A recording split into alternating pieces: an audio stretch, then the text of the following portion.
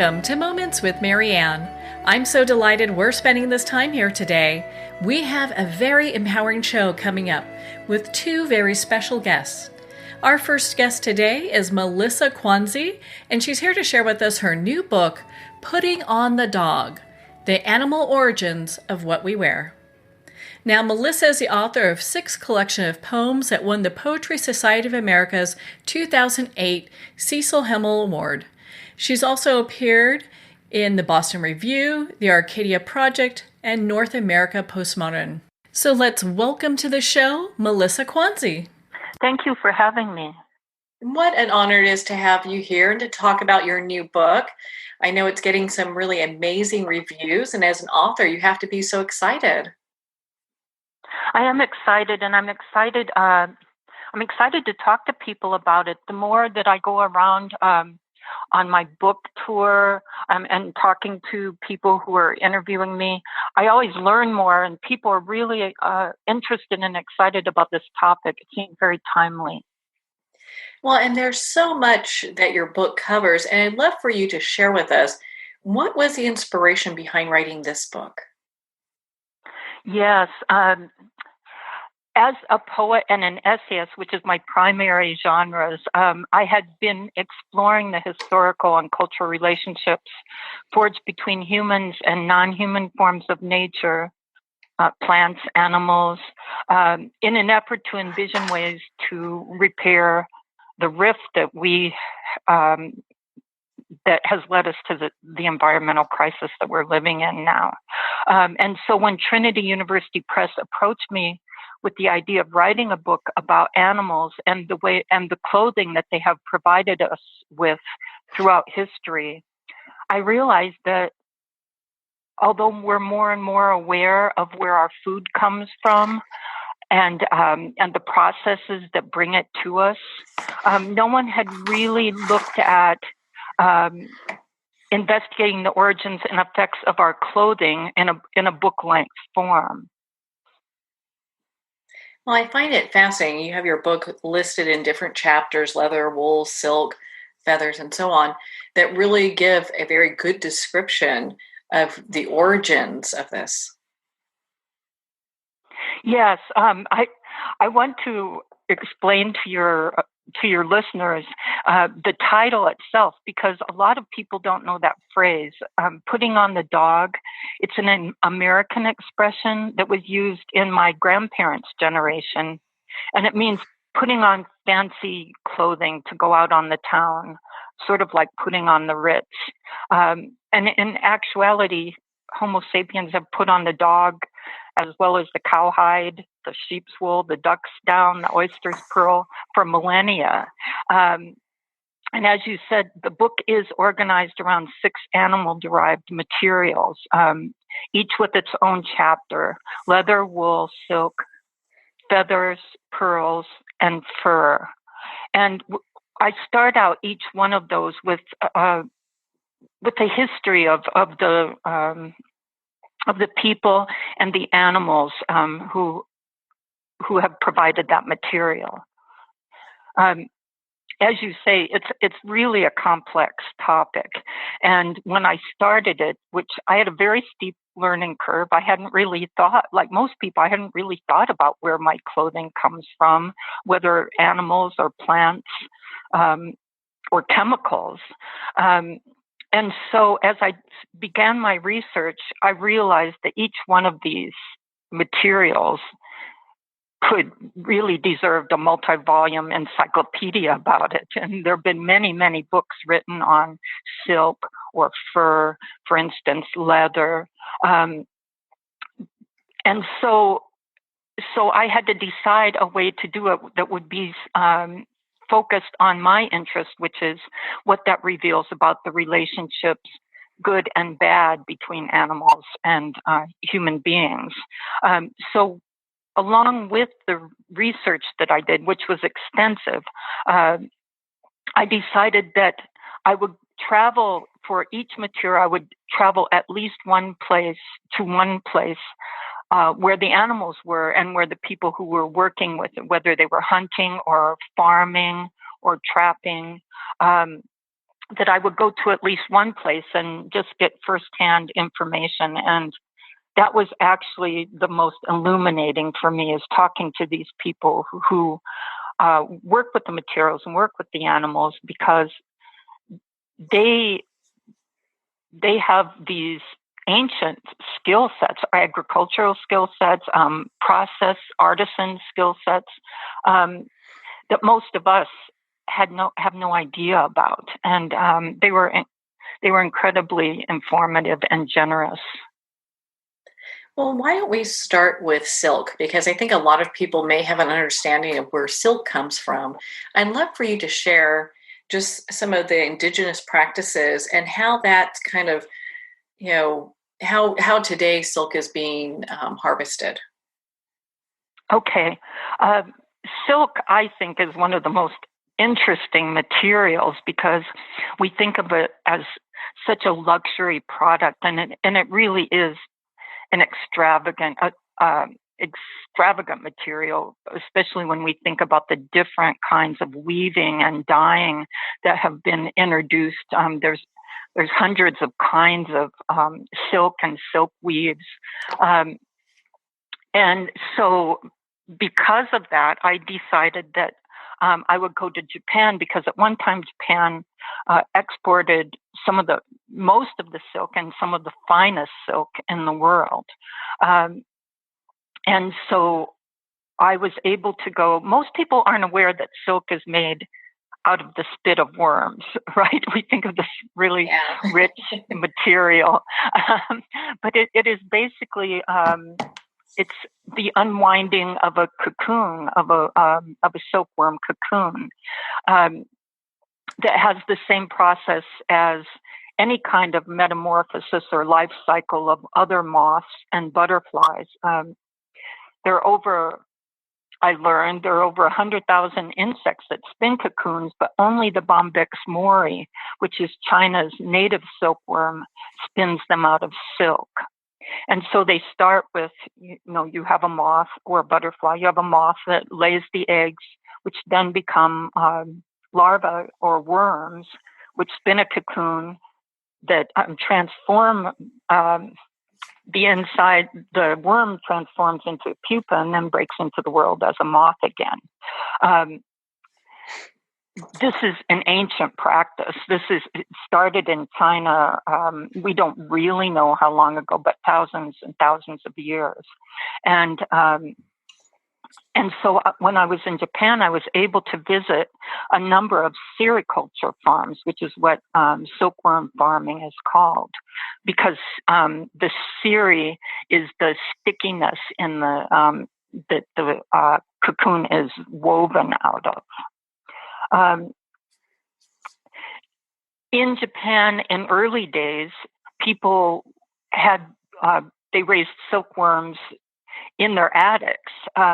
It was usually in a place that I visited in Gunma Prefecture, north of Tokyo, in the mountains there, where the land wasn't very, it wasn't good for farming rice or grains, barley, things that people could make a living off of. And so they supplemented their meager farming with silkworm farming. And they would have them in their attics. And there's stories, great stories about people having so many worms in their attics. And as they got bigger and bigger and they have to be fed by hand with mulberry leaves. That's their exclusive diet. So people, mostly women, would have to pick mulberry leaves to feed the silkworms. As they got bigger and bigger, the chomping, the sounds of the chewing of the mulberry leaves got so loud that some families had to sleep outside. Oh my gosh. now people have the silkworms are far from their houses, and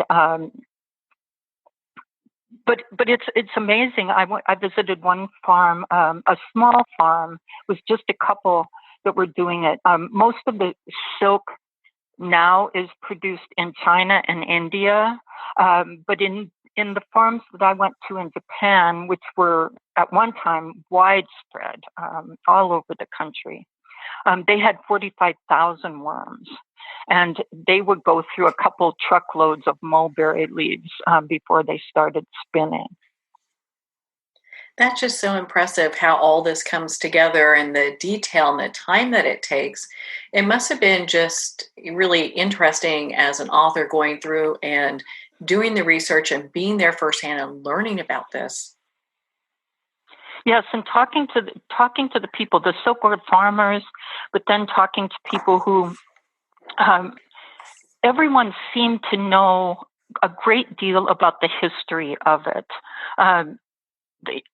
And all the procedures, like for example, one cocoons have been bred, right? Silkworms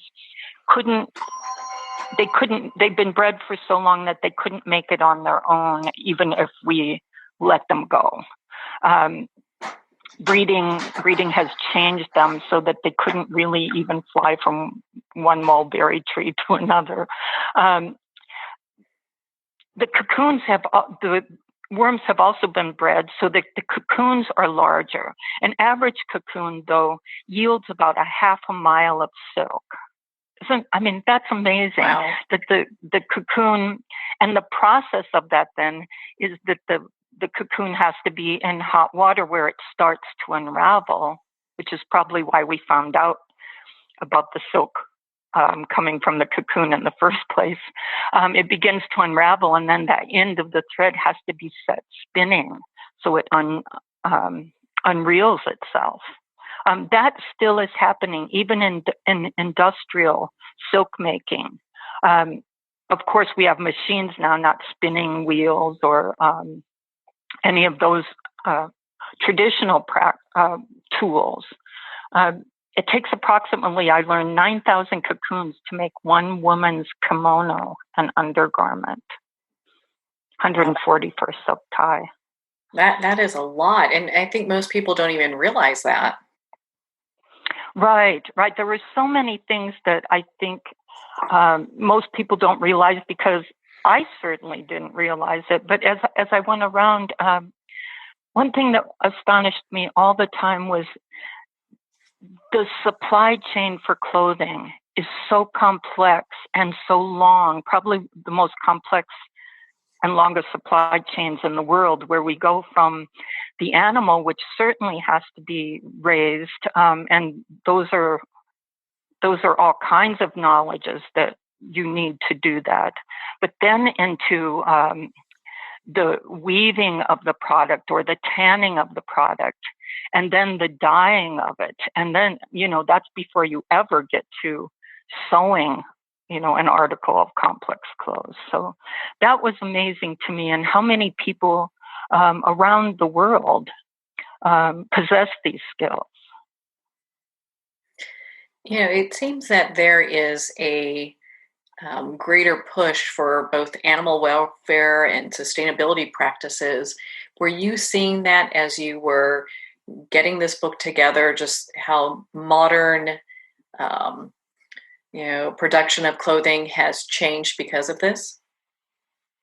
Yes, over and over again for every material. As soon as industrialization enters the picture, we find a degradation of the land. We find a degradation of animal welfare. And along with that, we also find that the workers have lives that are more unhealthy. That labor practices, environmental pollution in the labor practices, especially if you think about industrial tanning, which uses incredibly toxic materials, but also those materials go into the watersheds of the places where people live. So yes, it hasn't.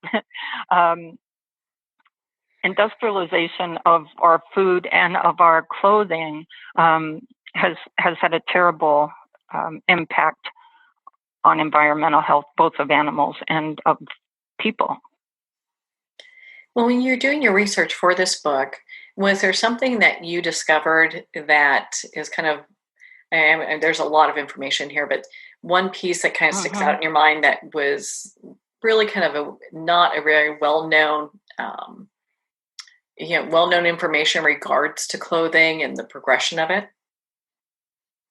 Um, in every chapter, I found something like that. I wanted to go back to the second part of your question, your previous question, which I don't think I answered, and that is that everywhere I went, people were trying to find solutions to back up on what we had found didn't work in industrialization and trying to find solutions to that. And most of the pressing problems I found were addressed most directly by the same people who do provide those materials. They're really thinking about it. So for instance, um, let's take pearls. Um, they're not exactly a clothing, but we found that I found in my research that ornamentation, human ornamentation, the desire to wear something beautiful, to make oneself beautiful, is probably one of the first purposes of clothing, because we human beings developed out of a mild climate. So so with pearls, um, pretty much every place that pearls were um, plentiful had been stripped by the early 1900s. For instance, in the Americas, the history of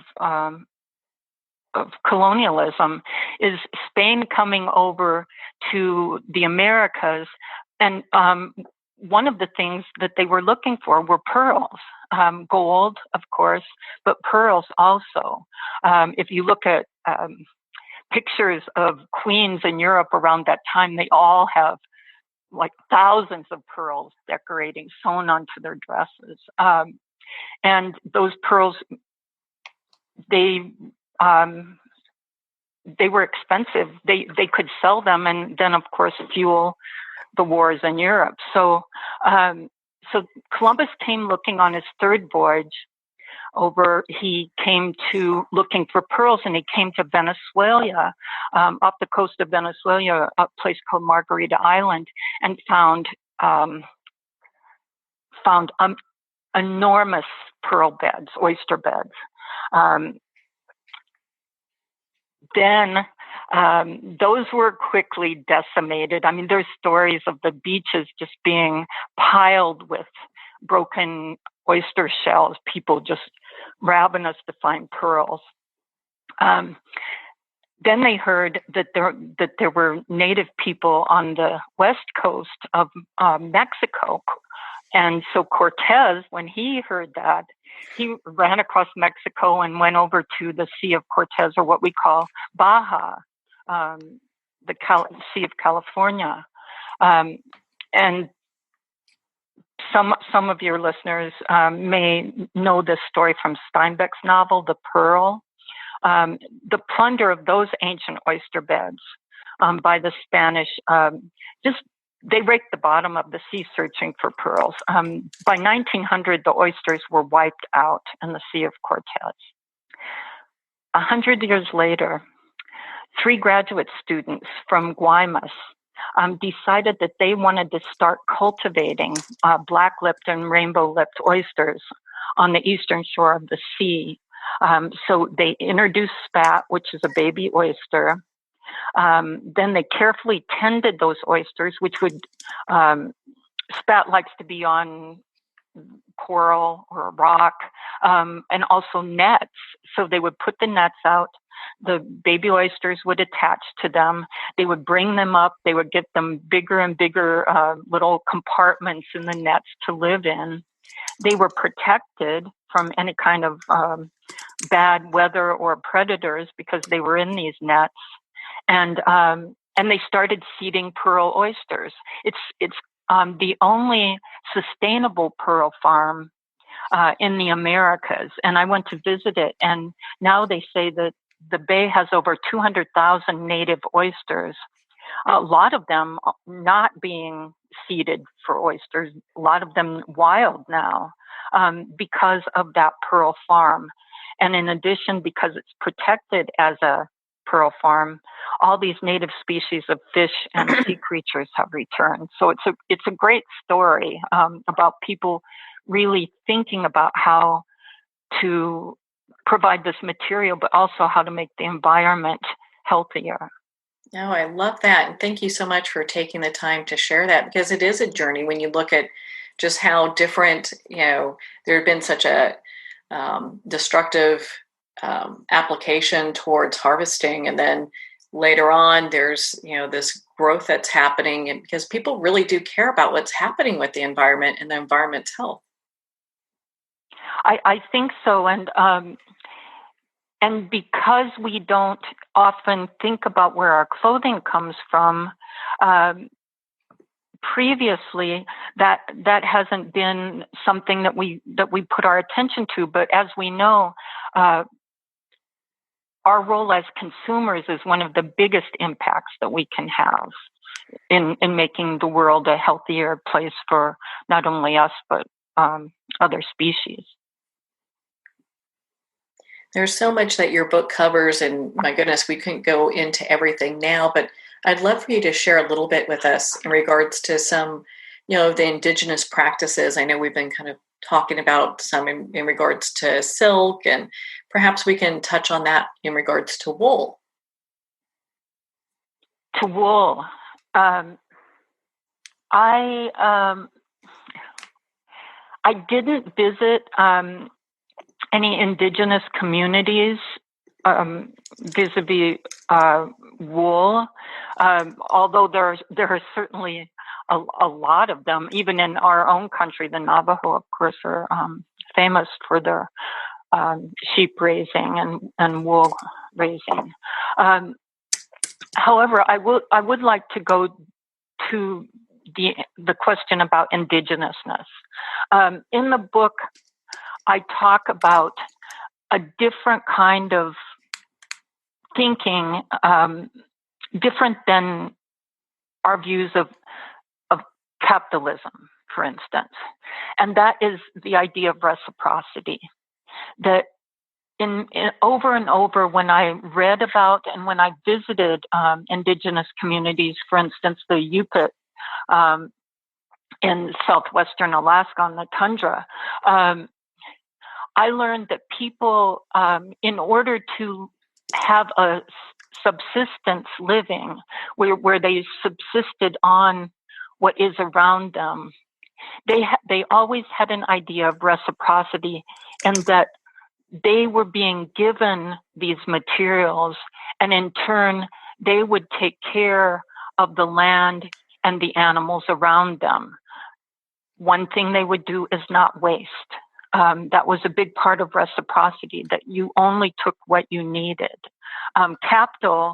Capitalism depends on that we have capital, we have extra, we take more than we need.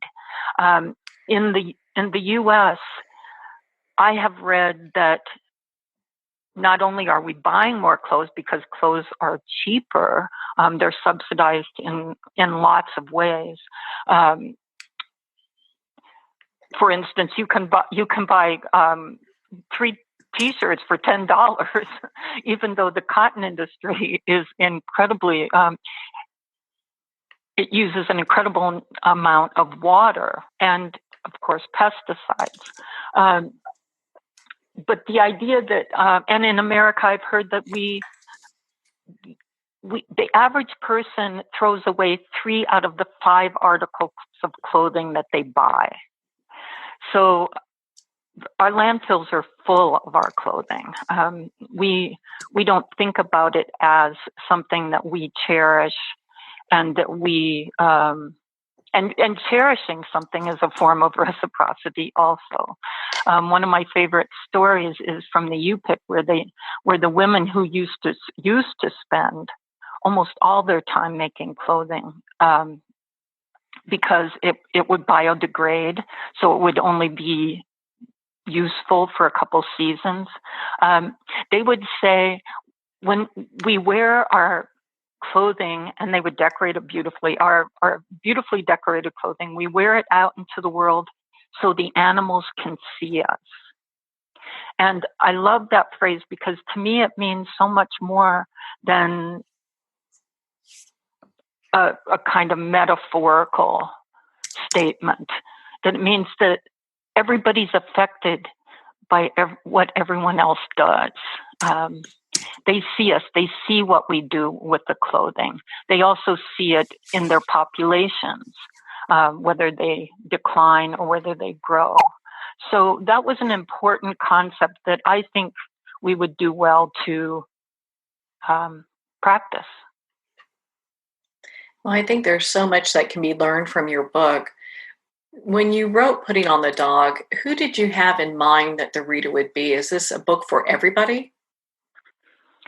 I had hoped so. I was thinking about how much books like Michael Pollan's Omnivore's Dilemma changed the way that people think about their food. People who aren't gardeners, people who aren't in the food industry, and it changed the way that I think about my food and where it comes from and what happens to the animals that I eat before I eat them. It's funny that clothing, which is something essential, as essential as food, unless we live in, the tropics, that we haven't thought about that. So I was thinking about the same kind of reader, someone like me who doesn't know a lot about it, but is interested in the health of the planet and the sustainability of the planet and human and animal life also. So the average reader who is concerned about the life of our earth. Of course, I always wish that maybe the fashion industry would be interested in it. I think people who are working with animals might be interested in it, but mostly the general reader. Well, I think it's a great book, and I really enjoyed reading it. There's a lot that I personally learned. And I think as a society, to understand where we want to go when we talk about sustainability and animal welfare and the different other things that your books cover, we have to know where we've been. And so there was so much information here. I found it to be so useful. Melissa, where can people connect with you and become part of your community? One thing they could do if they were interested in this book is to go to the press, which is Trinity University Press, tupress.org. It's a good place to start. And yes. Go from there. Okay. Well, Melissa, thank you so much for taking the time to be on the show with us here today. Thank you. It was a pleasure. It was such an honor to spend this time with you, Melissa, and of course to talk about your new book, Putting on the Dog. We are going to pause here for a quick break. You've been listening to Moments with Mary Ann. We'll be right back after these messages.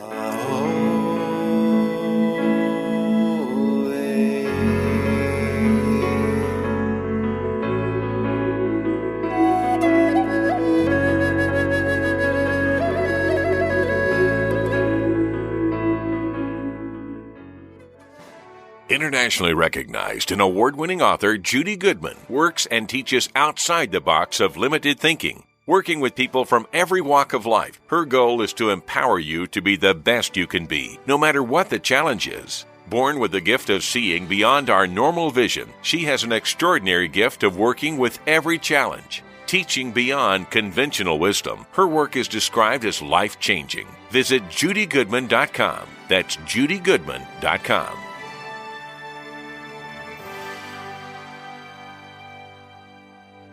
There comes a moment when you realize you're somewhere special, When you discover that each beautiful creature that you see has been rescued from a life of absolute horror and brought to this incredibly free place, here's where their lives were forever changed and where yours will as well. Discover over 500 tigers, bears, and lions at the brand new visitor center at the Wild Animal Sanctuary just outside Denver. For more information, visit wildanimalsanctuary.org. Discover true freedom at the Wild Animal Sanctuary.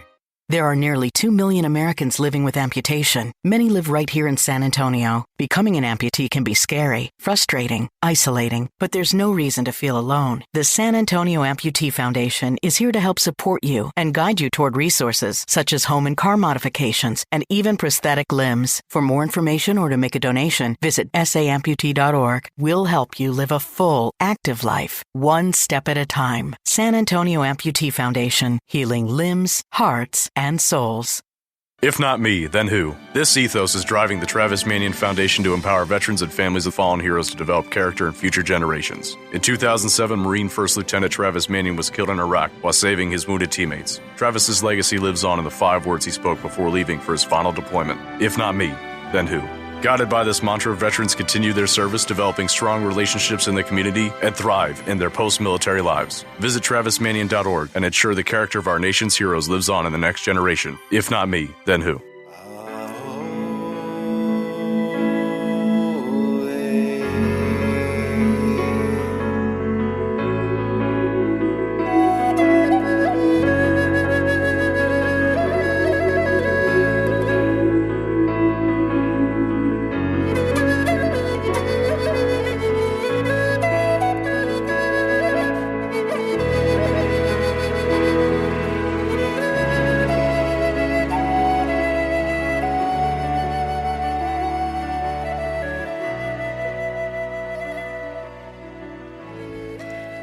Welcome back to Moments with Marianne.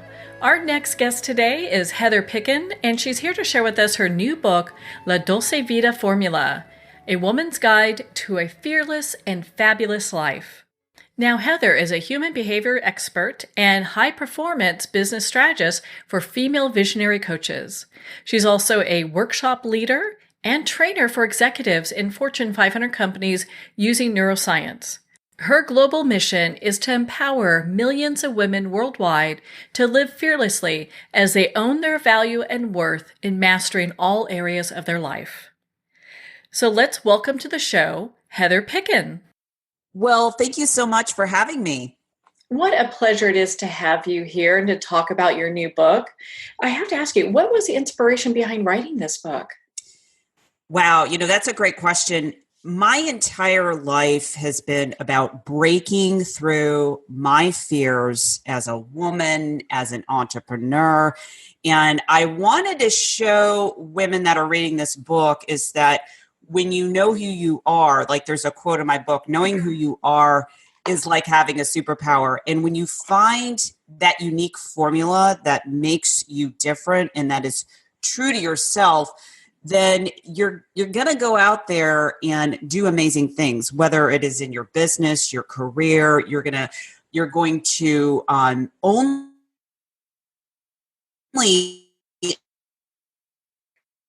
align yourself with relationships. On business, a lot of times I find they're not following their formula in the other areas of their life. Isn't that the truth? A lot of times you'll have everything that looks great, and maybe there's like problems with weight or relationships or you name it. There's always something. Absolutely. Yeah. So I break it down into just identifying like what is really important to you as a woman. If I could wave a magic wand, what do you really want? And why do you feel that you can't get it? So to me, I deal with the neuroscience and understanding, what really holds women back and how to really break through that. And I have worked with women all around the world, all different industries.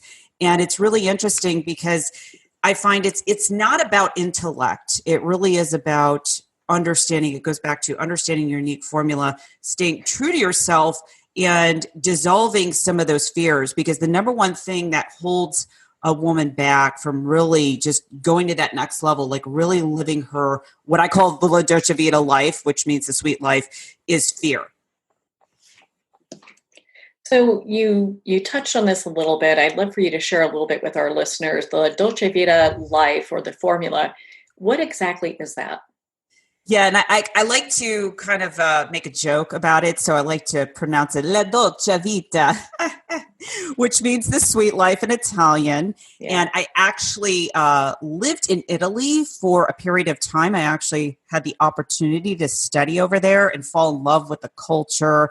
And that's kind of how I came up with the idea of the book, and loved profiling in the book. I have stories of women that I've worked with, and also I profile Italian women. So Italian women, some from history that I felt women could kind of like take a look at and say, wow, if she did it, so can I. So the book, the formula is based on number one, identifying your unique formula. And this actually goes back to understanding what values are as they apply to what's most important to you. So you uncover the formula of just understanding what makes you tick, like when you're taking action on things that are in alignment, then you're in the flow. But all too often I find women are just, they're living their life for other people. And this is a program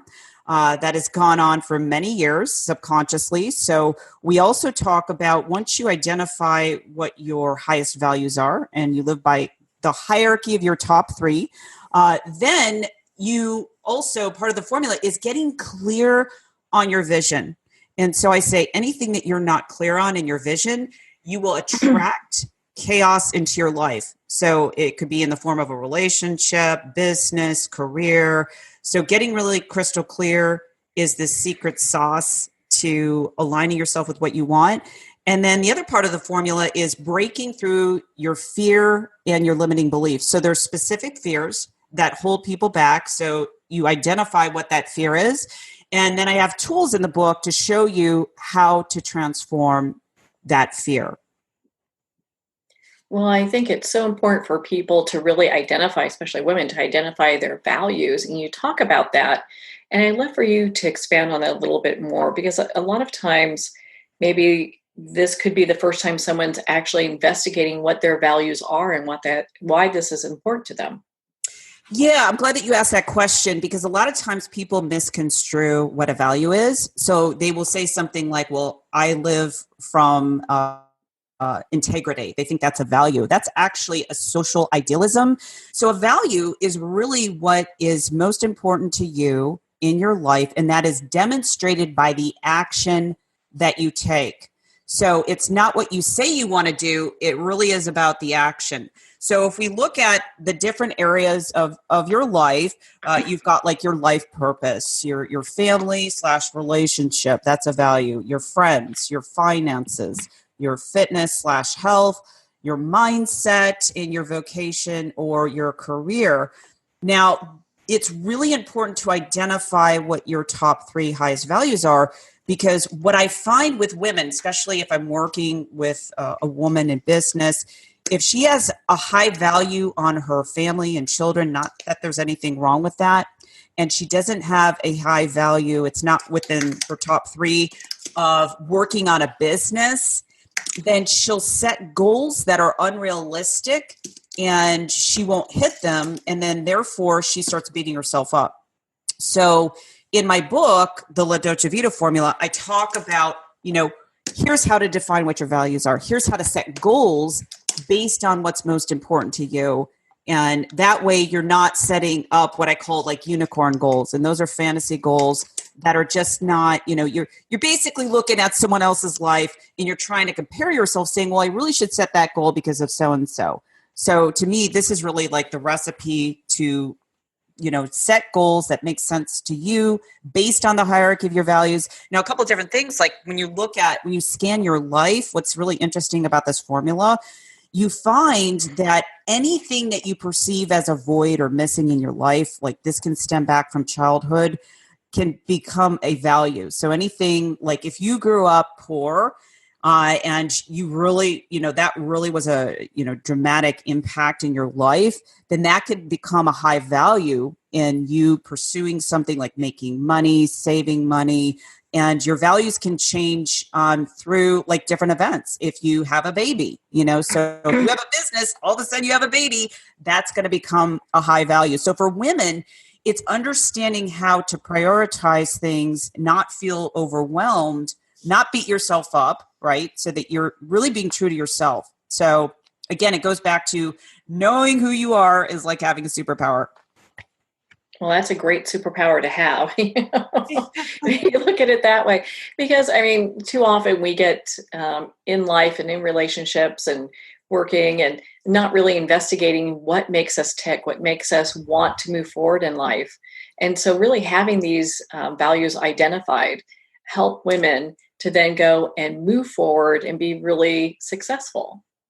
Exactly. And I do want to highlight this. If you're not following your unique formula that is based on the hierarchy of your top 3 values, what will happen is that you can create dis-ease in your body. We now know science, demonstrates to us that if you're not being true to yourself, you basically activate the sympathetic system in your nervous system. There's the sympathetic and parasympathetic, and the sympathetic is really about triggering that fight or flight. So when you're not being true to yourself, and I've worked with women, it's so interesting when I do a values assessment and I look to see where they're not being true to themselves, they will create things like autoimmune disease in their body or chronic stress or migraines. So when you look at how your body is really a feedback mechanism to your conscious mind to get you to pay attention. And it's interesting because I have worked with women that have had severe migraines, depression, you name it. And then once we basically follow that formula, like this is your formula, this is what you need to follow, then they can get their body back into alignment. And I find this is really important. So if you understand epigenetics and psychoneuroimmunology of how the mind impacts disease, you will definitely look at your life differently, and you'll want to pay attention. All those things we really need to pay attention to. In your book, you talk about identifying obstacles. So why is it important that we do that? Oh my gosh. It really is important.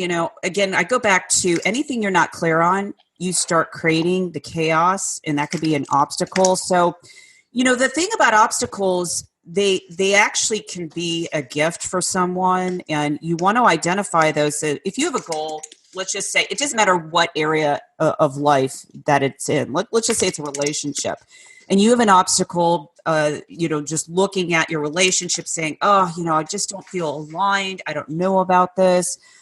It really is there for you to grow. And all too often as women, we can hide out in our fear. We don't want to face it. But the obstacle really is the way. And this goes back to Stoic philosophy. I think Marcus Aurelius, talking about like allowing those obstacles to really be your friend. So when you're faced with an obstacle, you can really transform like the other areas of your life. You can go to the next level.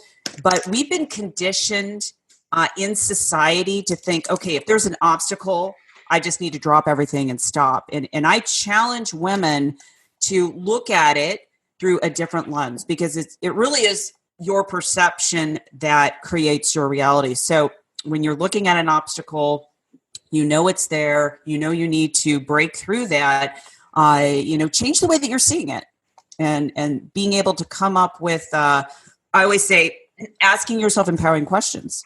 What does this really mean? Like, how can I really break through it? Because a lot of times, women, we've been conditioned to go really negative.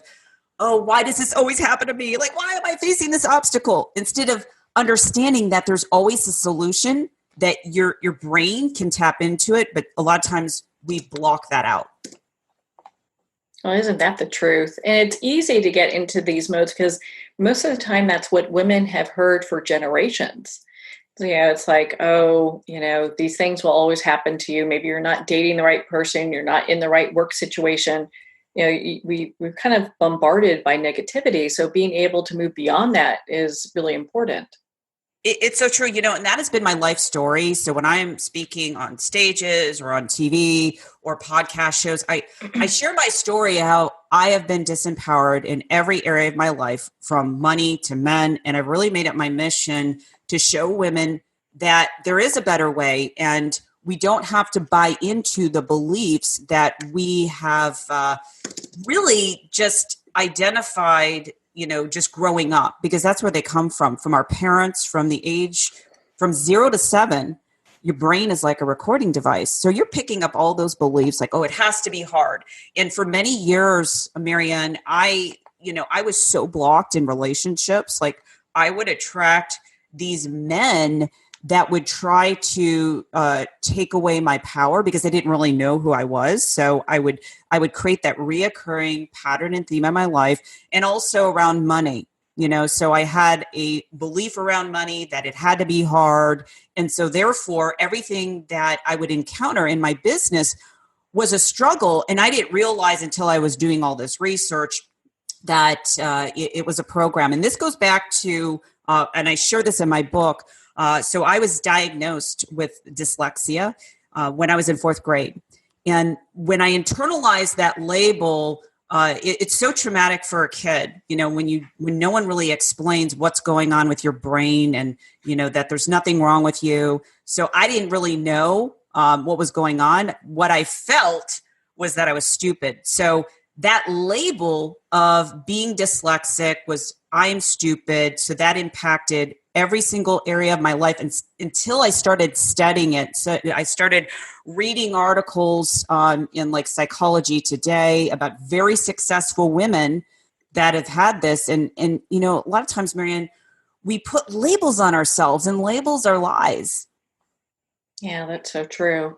And it's interesting because when there's not really understanding or language around these different things, and it could be anything with women. I mean, it could be, you talk about, being dyslexic and not really having an understanding of that. And it could be, weight, or like you're talking about money, or, we've been discussing like relationships and, dating and all that, how that all really is the outside factor of what's going on internally. And your book really addresses that very well. Yeah, it really is. To me, when you look at the subconscious mind and how powerful it is, like if I internalize that label, and I really want your audience to get this, 95% of your beliefs, habits, and behaviors come from your subconscious mind. So if you want to change anything on the outside of your life, it has to start within. So success starts within, in your relationships, in your health and fitness. And, what's interesting is that, I think I talk about this in my book, is that I had a weight issue. So I had everything wrong with me. I was a big mess. Okay, let's just be honest. and I had a weight issue. And so going back to earlier, what I was talking about is like your voids, whatever you perceive as missing through your senses, become a value. So I felt I didn't have the health and vitality that I wanted to. So that actually created a catalyst for me to get into bodybuilding and fitness. So I started competing in fitness competitions. And I will tell you, when I got 3rd place in my first bodybuilding show, that feeling on stage created a trigger in my brain. And that trigger was, if I can do this, I can do anything. And so I really want women to understand that anything that you want, you've got to be obsessed with it mentally. You've got to learn how the brain works and how you can activate your power to reach your highest potential. I have worked with women that have overcome some pretty traumatic and tragic things like molestation, rape. I mean, you name it. And it really is about changing their perceptions of those past incidences so that they can no longer have those things take up the real estate in their mind, because that's what it's doing. So I really am about empowering women. Like, don't, like, anything that's happened to you in your past, you can use it as fuel. It's just looking at it through a different lens and also being able to create a movement and empowering other women. So I know I've talked a lot about that, but I'm so passionate about, empowering women. Well, I'm so glad that you are, because your book is a great resource and all the work you do as well. And it has me kind of wondering, I know you mentioned this in your book, you actually kind of dive into it. How can we awaken and discover our unique abilities, and what are those? Yeah, first off, it all goes back to identifying what your values are. Number one, getting really clear in the areas of life that you are absolutely amazing at. And so one of the questions that you want to ask yourself is, what would I absolutely love to do? Or where am I absolutely amazing? What area of life that I find I'm so unique that no one else has it? Now, I know at first you might be like, no, there's nothing unique about me. But that's a program, right? People might have told you in the past, who are you to do that? But I encourage women to find your Zen place. Mine just happens to be at a coffee shop. I love coffee. I love journaling. And so you go into that space and you start journaling and you start asking your mind empowering questions. Now, this is important because when you ask yourself an empowering question, what is my genius zone? What am I here to do? That activates the frontal lobe, that executive center in your brain, to find the answers. And what happens is if you do this enough, you will get signs, I like to say signs from the universe, those syncing up events that give you the information that you need to connect with. The right people and resources will show up. But what happens is we're so bombarded by negative messages, especially as women, we compare ourselves to everyone else out there, and that just takes us away from our true power. So spend that quiet time, find a place where you can really flesh this out. And I did this for myself, as I was evolving my mission, my business and brand. I'm like, what is it that I can do to get to the next level to empower women? And I thought my unique talent is really about inspiration. And then I took it a step further. Well, how can I get this vehicle out there in a way that's different? And so I came up with a wine label called Fierce Femme Wines. And it's all about creating a dialogue to inspire change for women. And I have a TV show coming out called The Neuroscience of the American Woman. And this is all because I took the time to ask myself, what is it that I'm really here to do in a bigger way to serve women? Okay, well, that's lots of great things coming up, and seems like you're really busy with all that. And before we get going here, I have a few more questions. You talk about reprogramming our mindset. How do we become aware of it initially, and how do we reprogram our mindset? Yeah, well, first off, look at what you want and what that specific block is. So, for example, I'm going to give you a story. I was working with a client, brilliant woman in her business, and she was at a place in her life where the relationship or marriage was not going the way that she wanted it to. And I said, number one, you got to get clear on what you want. And it was hard for her to get clear because she had a belief that she was not worthy and deserving of being in a relationship because of her age. And I said, do you realize that that's just a belief? It's so we dug a little bit deeper and we got to the fear. So I was talking about that earlier. The number one thing that holds women back is fear. So we identified a specific fear that if she left her husband, it's a long story short, he cheated on her. He didn't want to work on the marriage, and she was so scared to leave him because she didn't feel that she would find someone else because of her age. Once we were able to break through that fear, she was able to let go of that relationship that no longer served her in her highest values, which was being in a relationship. And then she was able to transform that to find someone that she's now with in a healthy relationship. So identifying, what is it that you want?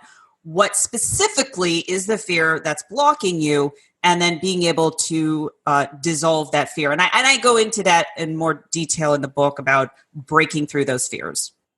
Yeah, you do cover that. Well, and so when we talk about being a fearless and fabulous female, what is the profile of that? To me, it's really being true to yourself. I think so often we're living our lives for other people. And to me, being fearless is being the most unique expression and version of who you want to be, like who you really want to be, not what other people want, not what your parents want, not what your partner wants, not what your kids want, but what is really going to inspire you to where you feel like you are living that La Dolce Vita life, and I could certainly say today, I'm definitely taking on the fears that are challenging, that feel aligned with my bigger vision, mission, and purpose. And you definitely want to have that. But yeah, the bottom line is knowing what you want, knowing who you are, and going after it and realizing like on this journey of life, you're definitely going to have challenges. So you have to be able to balance your mind as you break through each one. And you'll always have fear. After interviewing over 500 successful women, executives, and leaders, they still have fear. So it'll never go away. It'll just transform to the next level. Mm-hmm. Well, and you also talk about the power of gratitude in your book. What is that and how does that benefit us? I love that question. Yeah, gratitude is really important because when you are grateful for something, and it sounds so simple, and I know people have heard this before, but they've actually done studies that when you are in gratitude, your brain actually grows, okay? When you're actually the opposite, when you're not thankful for the things that you have, your brain actually shrinks. And then this goes back to activating dis-ease in your body, not loving yourself. Love actually is the highest vibration. So when you're in gratitude, when you're thankful for simple things, and I do a practice every single day of what I am truly grateful for. So I would pick 3 to 5 things that you're grateful for. And what happens is that I find when you're focused, when your thoughts and feelings are focused in gratitude, you open up the space to attract and align bigger things. And if you don't believe me, do it for 30 days and watch what happens. Well, it sounds like the perfect way to go ahead and jumpstart your day. Heather, where can people connect with you and be part of your community? Yeah, I'm all over social media, but the best way to connect with me is to go to heatherpicken.com. I've got a free training there about, it's called the Deep Dive Visionary Formula. And they can also go to, if you want a copy of my book, you can go to fearlessandfabulousbook.com. Perfect. Well, Heather, thank you so much for taking the time to be on the show with us here today. It was my pleasure, Marianne. Thank you so much. Well, thank you, Heather. It's been such a joy to spend this time with you and, of course, to talk about your new book, La Dolce Vita Formula, A Woman's Guide to a Fearless and Fabulous Life. Well, we're at the end of our time today. I would like to thank everyone for tuning in. You're listening to Moments with Marianne. And remember, make every moment count.